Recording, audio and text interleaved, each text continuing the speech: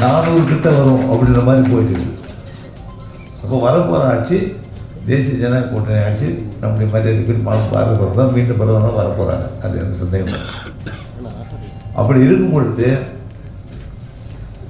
இங்கிருந்து யார் பாரதிய ஜனநாயக கூட்டணியை சார்ந்த வேட்பாளர் வெற்றி பெற்று செல்வதற்கு யார் இருக்கலாம்? எல்லோரும் அறிந்தவர் இருந்தால் தான் சிறப்பாக இருக்க முடியும். எல்லோருக்கும் நல்ல வேட்பாளர் தெரியணும்.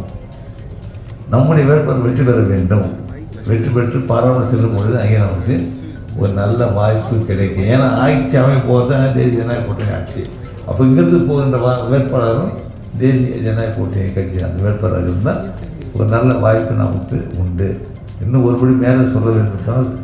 நம்முடைய தென்பகுதியில் செல்லும் பொழுது இங்கே இருந்து செல்லும் பொழுது ஒரு நம் மத்திய அரசு நம்முடைய மாநில பாரத பிரதமரை விரும்பி கேட்டு வலியுறுத்தி அவர் சொல்ல விரும்பி கேட்டு எனக்கு ஒரு அமைச்சர் கொடுக்கலாம் அப்படின்னு கூட நம்ம உரிமையோடு கேட்கலாம். அப்போ நம்ம பரவாயில்ல நம்ம வேட்பாளர் செல்ல வேண்டியது வெற்றி பெற்று செல்ல வேண்டிய அவசியமான ஒன்று.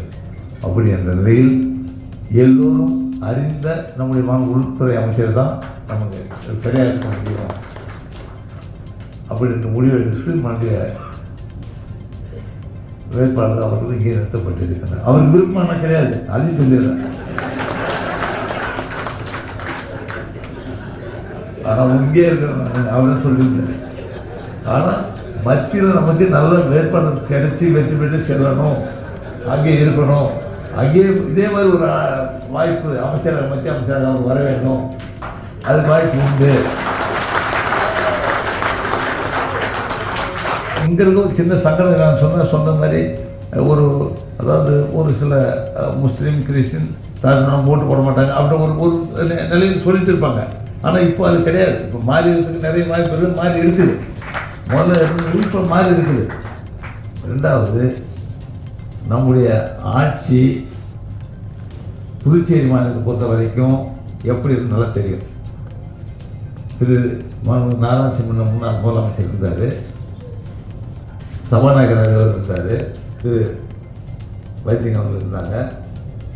அப்போ அந்த ஆட்சி எப்படி இருந்தது நீங்கள் பார்த்து இங்கே நம்ம மக்களுக்கு நல்லா தெரியும். அந்த ஆட்சி எப்படி இருந்தது, அந்த ஆட்சி என்ன நடந்தது, ஏதாவது ஒரு திட்டத்தை செயல்படுத்த முடியுதான்னா இல்லை. புதுச்சேரி வளர்ச்சி கொண்டு வர முடியுதானா இல்லை. எந்த ஒரு பணியும் இல்லை. இளைஞர் வேலை கொடுக்க முடியுதானா இல்லை. பட் நிறைய இப்போ நம்முடைய அரசு பொறுப்பேற்று இந்த இளைஞர்களுக்கு வேலை எப்போ கொடுத்துருக்கோம். நிறைய இளைஞர்கள் எங்களுக்கு குறை சொல்ல முடியாது. எல்லா திட்டத்திலும் சரி, எல்லா மதத்தை சார்ந்தவங்களுக்கும் சரி அதுக்கு உரிய நிதி ஒதுக்கி கொடுக்கப்பட்டு வருகின்றது. எந்த வித்தியாசமும் இல்லாமல் நம்முடைய புதுச்சேரி மாநில மக்களுக்கான நலத்திட்டங்கள் செயல்படுத்தப்பட்டு வருகின்றது.